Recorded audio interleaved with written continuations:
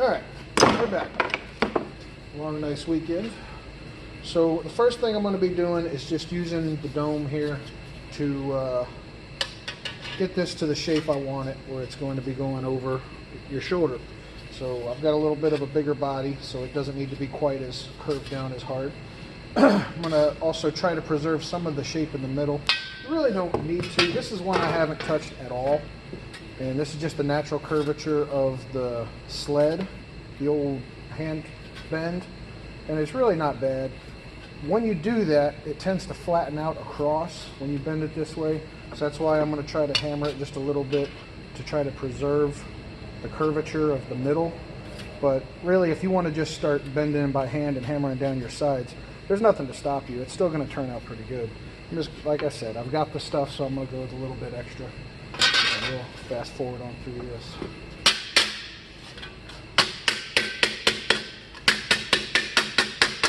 Everything is going to, whenever you're trying to dome something, work from the outside in and go from there. So really this one, I've already done it actually quite a bit. This is, I feel like I'm pretty close to having this already where I want it to lock down the shape. And the main thing is, even though it feels like it's more curved, you want that outside edge to more or less be in a straight line. And you want the inside edge to wrap around your neck. So the shape is really overall very straight on the outside, and your curvature is on the inside when you're drawing that up. Just a little, my 2 cents for when you're making your pattern.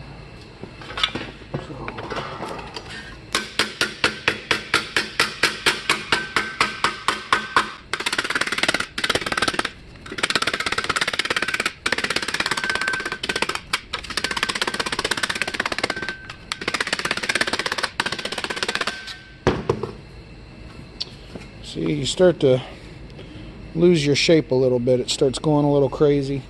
Never be afraid just to bend that sucker back.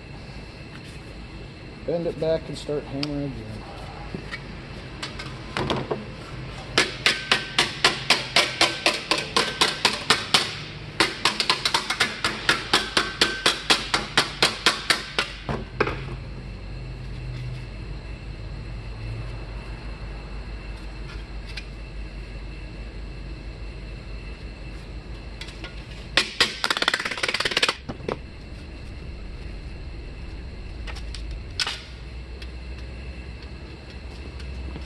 And of course you want them to be even. You don't want one poking out while the other one is curved tight. Overall, I say when in doubt, go for a little bit more of an extreme curve, because once you start hammering in the geometric shapes, once you start hammering in the sides, once you start rolling, it's almost always going to want to straighten back out a little bit. So if you start a little snug, then it'll probably still be much easier to maintain as you keep going. So I've got these shapes cut even and with the curvature I want. So I'm going to go ahead and start locking down this side, because we're going to roll the inside. Where it's curved is where it's going to roll on the neck, against your neck where you might have contact, just like we did with the armholes on the back plate. But this side is just going to be locked down like we did the earlier, simpler shape. Okay, so just like earlier in the early videos, we're going to start hammering these down. Just like in the rolling of the armholes on the most recent video, we're going to be putting the inside up. The inside's going to come up before we roll the sides down to make a round, soft side. These are just going to get hammered down to seal our shape and provide, you know, the look of thickness that the original ones have without actually having all the weight. And then that ridge is actually going to be filled with padding later on. So you want a little bit bigger of a ridge hammered down than you have on the last few pieces that were very shallow. The shoulder pads actually do have, I don't know, maybe a little less than a centimeter hammered down around the edges.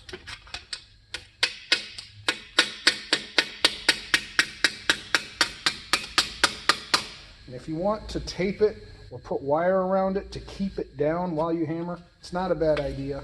I think I'm going to be fine just using my body weight and keeping it bent, and then rebending it and rehammering it. So that'll probably be all right. But if you want to do something more elaborate, you certainly can. Not at all a bad idea.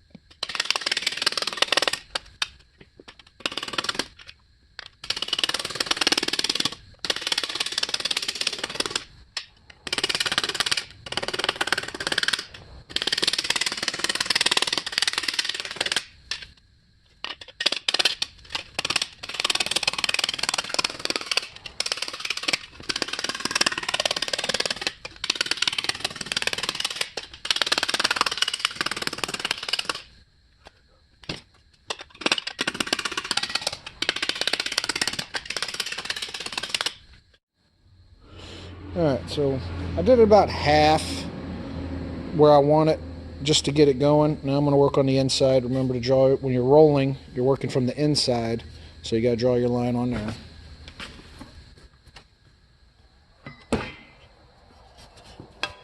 And again with the round curvature, I'm going with the more rounded hammer, working on the inside.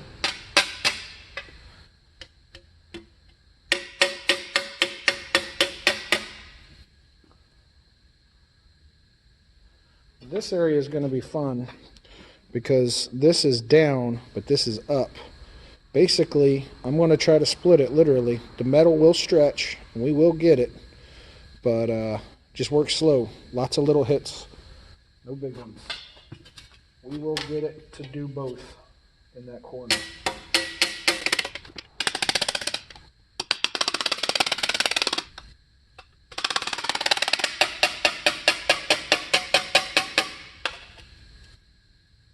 You want to keep checking your line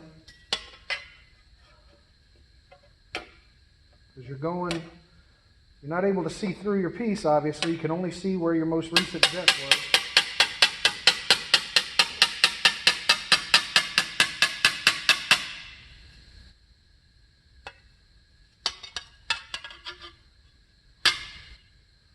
And you got to just feel it and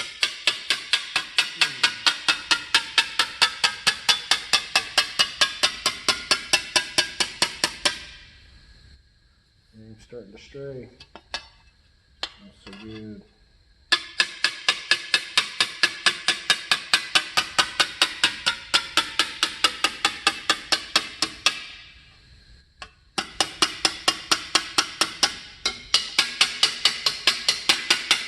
Let's say I strayed a little up top. It's as easy as putting it flat, hammering it back.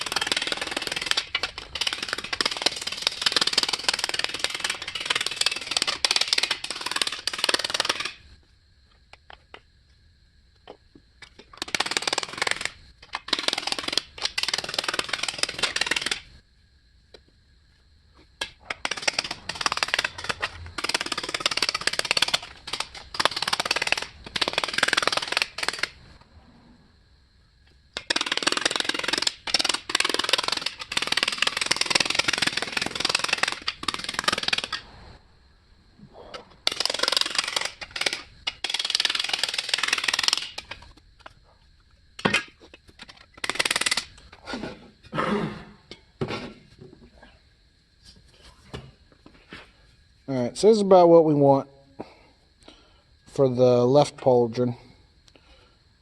Now I'm going to start the process of rolling this side. I'm going to do the second one off camera. It's the exact same process. These things get long enough without showing every little detail. It's the exact same thing though. So I'm going to kick the camera back on when I finish the second and we start the rolling. Okay, so I went and I did the first one. It's okay. I'm not going to be gushing and bragging about how crazy this one was, but it's good enough, and it is very strong. Now that we have locked in the sides with this and then rolled this edge, this is a durable, tough piece. And you can see you got your rolled edge that rises up. It's nice and soft on the bottom. Not gonna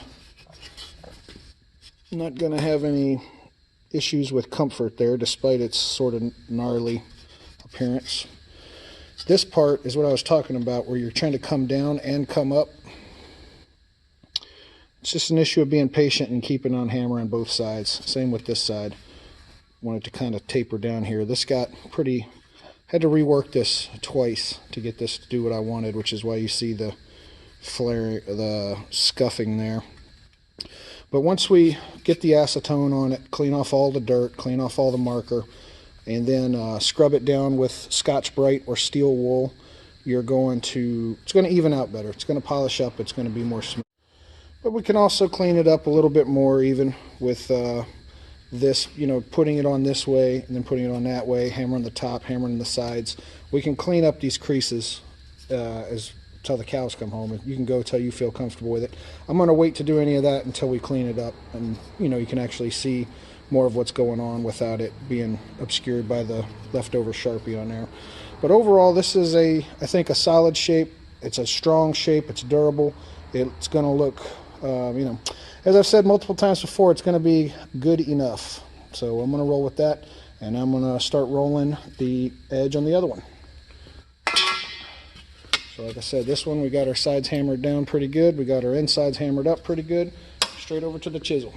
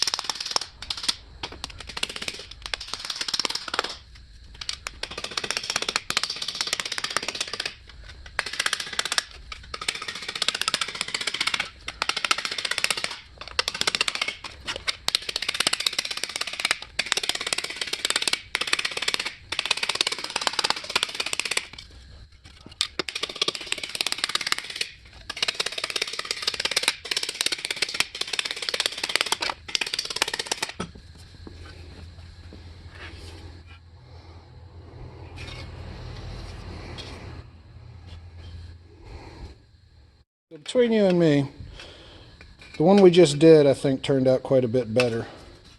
Went a little higher than I wanted it to. We could probably easily fix that just by, hammering it down a little bit. Bring our roll closer to the bottom. But as it is now, this is still decent. This is going to be very comfortable. No edges rubbing against you. So now the only thing we need from our back plates, besides the cleanup, of course, is to put our indentations into it. And that's probably going to be the next big project we do. I'm going to hammer out the... there's a little buckle that goes under these pauldrons. I'm going to hammer that out real quick because it also requires rolling.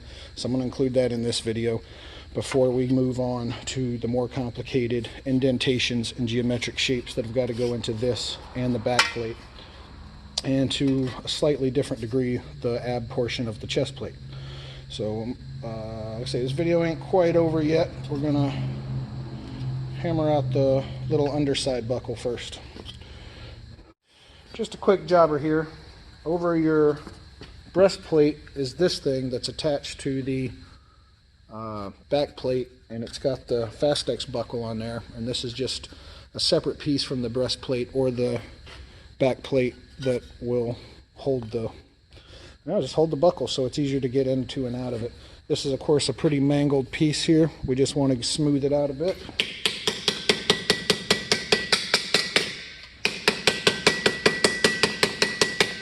Getting a curvature here is a happy bonus, but not really necessary.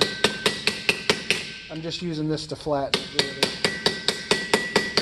Get out the big dents.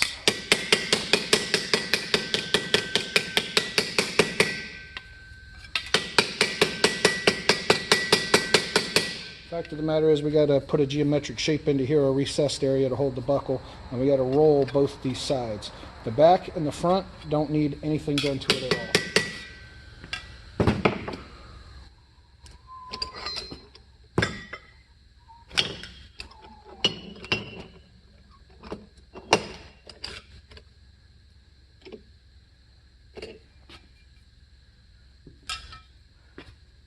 You could also draw your lines here at this point, but I mean, it's not hard to imagine that area stepping off the edge.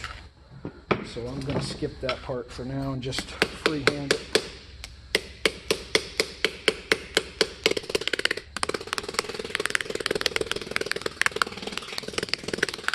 No, shake it just something easier to work with.